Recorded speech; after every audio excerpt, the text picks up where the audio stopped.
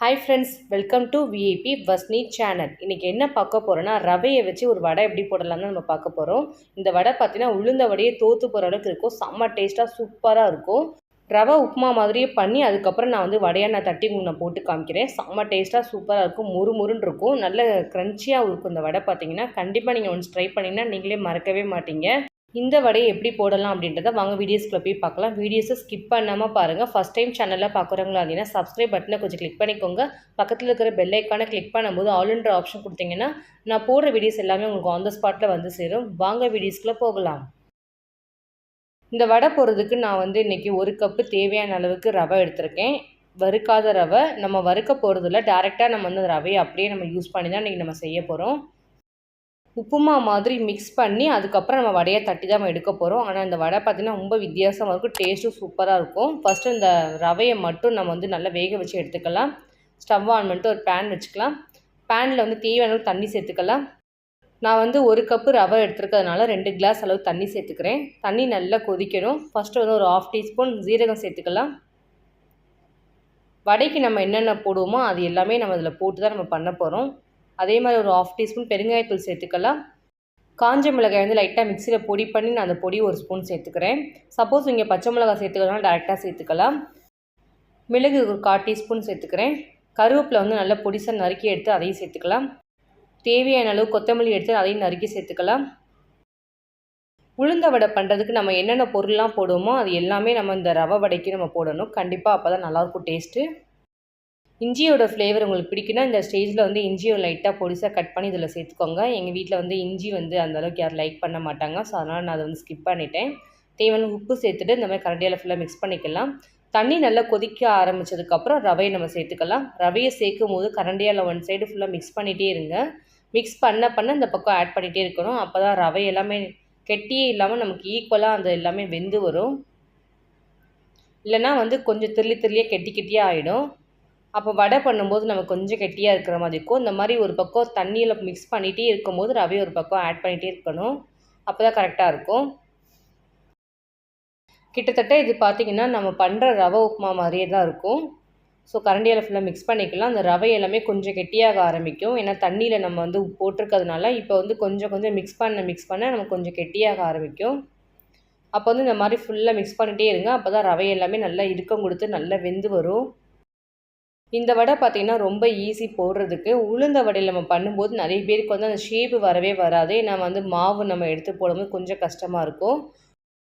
ஆனால் இந்த ரவையை வச்சு பண்ணுற வடையில் பார்த்திங்கன்னா உங்கள் ஷேப்பு நமக்கு கஷ்டமே இருக்கா, ஈஸியாக இருக்கும். ஏன்னா நம்ம ஈஸியாக இருக்கும். ஒரு உருண்டை மாதிரி உருட்டி நம்ம அதுக்கப்புறம் ஹோல்ஸ் போட்டு நம்ம தட்டி போட போகிறதுனால கொஞ்சம் ஈஸியாகவே இருக்கும் நமக்கு பண்ணுறதுக்கு.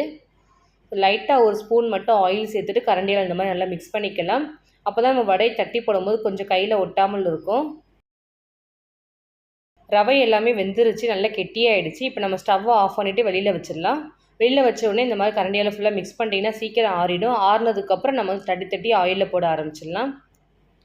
ஃபுல்லாக ஆறுனதுக்கப்புறம் தான் நம்ம இதை பண்ண முடியும். சூடாக இருக்கும்போது கையில் நம்ம தட்ட முடியாது, கொஞ்சம் கஷ்டமாக இருக்கும். நல்லா ஆறுனதுக்கப்புறம் இந்த மாதிரி கையில் தட்டிக்கலாம், ஈஸியாக இருக்கும் நமக்கு. நான் ஆனியன் எதுவுமே சேர்க்கவே இல்லை. சப்போஸ் உங்களுக்கு ஆனியன் வேணும் அப்படின்னா நீங்கள் இந்த ஸ்டேஜில் கூட ஆனியனை சேர்த்துட்டு மிக்ஸ் பண்ணிக்கலாம். ஸோ ஃபஸ்ட்டு அந்த ரவை எல்லாமே நல்லா ஆறட்டும். நம்ம ஒரு தட்டில் சேர்த்துட்டு அதுக்கப்புறம் ஆற வச்சுக்கலாம். அப்போ தான் கரெக்டாக இருக்கும், நல்லா ஆறிடும். இது எல்லாமே ஆற வைக்கிறதுக்காக நான் ஒரு வேறு பிளேட்டில் எல்லாத்தையும் ட்ரான்ஸ்ஃபர் பண்ணிடுறேன். 1 ஸ்பூன் அளவுக்கு மேலாப்பில் லைட்டாக ஆயில் சேர்த்துக்கலாம். ஆயில் சேர்த்துட்டிங்கன்னா நமக்கு எடுக்கிறது கொஞ்சம் ஈஸியாக இருக்கும். கையிலையும் நமக்கு ஒட்டாமல் வரும். அதுக்காக தான் நம்ம ஆயில் சேர்க்குறோம்.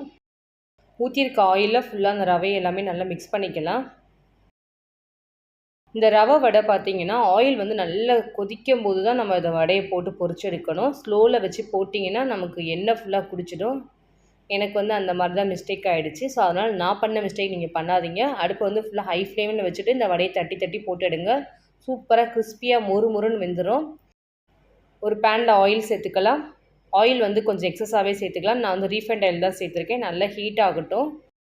அதுக்குள்ளே நம்ம வடையெல்லாமே தட்டி எடுத்துக்கலாம். வடையை தட்டுறதுக்கு முன்னாடி லைட்டாக ஒரு 1/2 டீஸ்பூன் கையில் ஆயில் சேர்த்துட்டு அந்த ரவை எல்லாத்தையுமே ரவுண்டாக உருண்டையாக உருட்டிக்கலாம். உருட்டி கையில் அழகாக நம்ம தட்டி அந்த ஷேப் மாதிரி ஹோல்ஸ் போட்டு ஆயிலில் போட்டு பொரிச்சு எடுத்துட வேண்டியது தான். ரொம்ப ஈஸி இந்த வடை பண்ணுறது பார்த்திங்கன்னா. நார்மலாக நம்ம உளுந்த வடை பண்ணுறதுக்கு வந்து நமக்கு அந்த ஷேப் வரவே வராது. அதேமாதிரி மாவு இருக்கிறதுனால தண்ணியாக ஆயிடுச்சுனாலும் கஷ்டம். ஆனால் இந்த ரவை வச்சு நம்ம வடை பண்ணும்போது ரொம்ப ஈஸி, டக்குன்னு பண்ணி முடிச்சிடலாம், ரொம்ப ஈஸியாகவும் இருக்கும். நம்ம வீட்டில் வந்து அடிக்கடி உப்புமா செய்வோம். நிறைய பேர் வந்து உப்புமாவெல்லாம் லைக் பண்ணி சாப்பிட மாட்டாங்க. இந்த மாதிரி வடையாக பண்ணி கொடுங்க, கண்டிப்பாக லைக் பண்ணி சாப்பிடுவாங்க. உப்புமா பண்ணி உங்களுக்கு வேஸ்ட் ஆகிடுச்சுன்னா இந்த மாதிரி மெத்தடில் கூட நீங்கள் வந்து வடையாக யூஸ் பண்ணிக்கலாம். கண்டிப்பாக சாப்பிடாதவங்களே லைக் பண்ணி சாப்பிடுவாங்க. இந்த மாதிரி ரவுண்டாக உருட்டி கையில் வந்து லைட்டாக வந்து ஒரு ஹோல்ஸ் மாதிரி போட்டு ஒரு பிளேட்டில் எடுத்து வச்சிடலாம். நம்ம சுட்டு எடுக்கிறது கரெக்டாக இருக்கும். கையிலையும் நமக்கு ஒட்டாமல் வரும் இந்த வடை பார்த்திங்கன்னா. ஏன்னா நம்ம ஆயிலெலாம் நம்ம வச்சு நம்ம பண்ணுறதுனால அதேமாதிரி சுற்றி வந்து அந்த விரிசல் எதாவது இருந்துச்சுன்னா லைட்டாக வந்து அப்படியே கொஞ்சம் கையால் அமுக்கி விட்டுருங்க. கரெக்டாக நமக்கு பர்ஃபெக்டாக வந்துடும். வடை போடுறதுக்கு எல்லாமே தட்டி வச்சிட்டோம். இப்போ ஆயில் நல்லா ஹீட் ஆனதுக்கப்புறம் வடையை சேர்த்துக்கலாம். கண்டிப்பாக வந்து எண்ணெய் நல்லா கொதிச்சதுக்கப்புறம் சேருங்க ஒன் பை ஒன்னாக. ஆயில் வந்து ஹீட் ஆக முன்னாடி சேர்த்துறாதுங்க. ஏன்னா வடையை ஃபுல்லாக எண்ணெய் குடிச்சிடும். அதுமாதிரி முறு கிரன்ச்சியாக வராது. நல்லா கொதிக்கும் போது போடுங்க. அதேமாதிரி அடுப்பை வந்து ஸ்லோ பண்ணாதீங்க, ஹை ஃப்ளேமில் தான் இருக்கணும். இதை பொரிச்சு எடுக்கிற வரைக்குமே லைட்டாக கரண்டியால் மிக்ஸ் பண்ணிக்கலாம். அப்பப்போ ஒன் சைட் குக் ஆகும்போது மாற்றி விடுங்க, ஈவனாக குக் ஆகிடும்.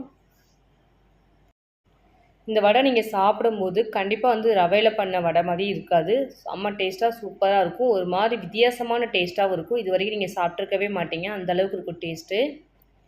ஒன்ஸ் நீங்கள் ட்ரை பண்ணி பார்த்துட்டு நீங்களே மறக்கவே மாட்டீங்க இந்த டேஸ்ட்டு பார்த்தீங்கன்னா. ஸோ ஆல்மோஸ்ட் வடை எல்லாமே வெந்துருச்சு. இதை நம்ம அப்படியே வேறு ஒரு பிளேட்டில் ட்ரான்ஸ்ஃபர் பண்ணிடலாம். இந்த மாதிரி நல்ல கலர் வர வரைக்கும் கொஞ்சம் வேக வச்சுக்கோங்க. அப்போ தான் நமக்கு வடையில் உள்ளெல்லாம் நல்லா வெந்து வரும். மீதி இருக்கிறதையும் நம்ம இந்த மாதிரி வடையை தட்டி நம்ம இதே மாதிரி போட்டு ஃபஸ்ட்டு பண்ண மாதிரியே செகண்ட் டைம் நம்ம இதே மாதிரி போட்டு பொரிச்சு எடுக்க போகிறோம். அடுப்பை வந்து ஸ்லோ பண்ணிட்டாதீங்க, ஹை ஃப்ளேம்லேயே வச்சு இந்த மாதிரி பொரிச்சு எடுங்க. அப்போ தான் நமக்கு வந்து டக்குன்னு அதை பொரிச்சு எடுக்க முடியும். வடையும் நல்லா கிறிஸ்பியாக மொறுன்னு வெந்து வரும். செகண்டாக போட்டதும் நமக்கு சீக்கிரமே வெந்துருச்சு. ஏன்னா அடுப்பு வந்து ஹை ஃப்ளேமில் இருந்துச்சுன்னா வடை எல்லாமே டக்குன்னு வெந்துடும். அதுமாதிரி நல்ல கலர் மாறினதுக்கப்புறம் எடுங்க, அப்போ தான் வடை டேஸ்ட்டாகவும் இருக்கும். ஸோ வடையை எல்லாத்தையும் நம்ம வேறு ஒரு பிளேட்டில் ட்ரான்ஸ்ஃபர் பண்ணிடலாம்.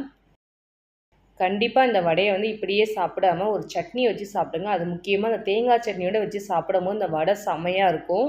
அதுவும் தேங்காய் சட்னியை தாளிக்கக்கூடாது, கெட்டி சட்னியாக வச்சு சாப்பிடுங்க. செம்ம டேஸ்ட்டாக சூப்பராக இருக்கும். கண்டிப்பாக ட்ரை பண்ணி பாருங்கள், நீங்களே மறக்க மாட்டீங்க. இந்த வடையை நான் உங்களுக்கு பிச்சு காமிக்கிறேன் பாருங்கள், எந்த அளவுக்கு இது வந்து க்ரன்ச்சியாக இருக்குன்னு. இந்த வடை நான் சாப்பிட்டு பார்த்தேன், செம்ம டேஸ்ட்டாக இருந்துச்சு, சூப்பராக இருந்துச்சு. கண்டிப்பாக நீங்கள் ட்ரை பண்ணி பாருங்கள். பார்த்துட்டு கமெண்ட் செக்ஷனில் எப்படி இருந்துச்சு சொல்லுங்கள். இன்றைக்கி என்னோடய ஸ்டைலில் உங்களுக்கு நான் உளுந்தே இல்லாமல் ரவையை வச்சு எப்படி வடை போடலாம் நான் செஞ்சு காமிச்சிருக்கேன். உங்களுக்கு கண்டிப்பாக யூஸ்ஃபுல்லாக இருந்திருக்கும். இந்த வடை ரெசிபி பார்த்தீங்கன்னா சமைக்க தெரியாதவங்க, வடை ஷேப்பு பண்ண தெரியாதவங்க எல்லாருக்குமே ரொம்ப ஈஸியாக இருக்கும். கண்டிப்பாக நீங்கள் ட்ரை பண்ணி பாருங்கள். என்னோடய வீடியோஸ் உங்களுக்கு பிடிச்சிருச்சுன்னா லைக் பண்ணுங்கள், ஷேர் பண்ணுங்கள், கமெண்ட் பண்ணுங்கள், சப்ஸ்கிரைப் பண்ணுங்கள். பக்கத்தில் இருக்கிற பெல் ஐக்கானை கிளிக் பண்ணிவிடுங்க. Thank you friends.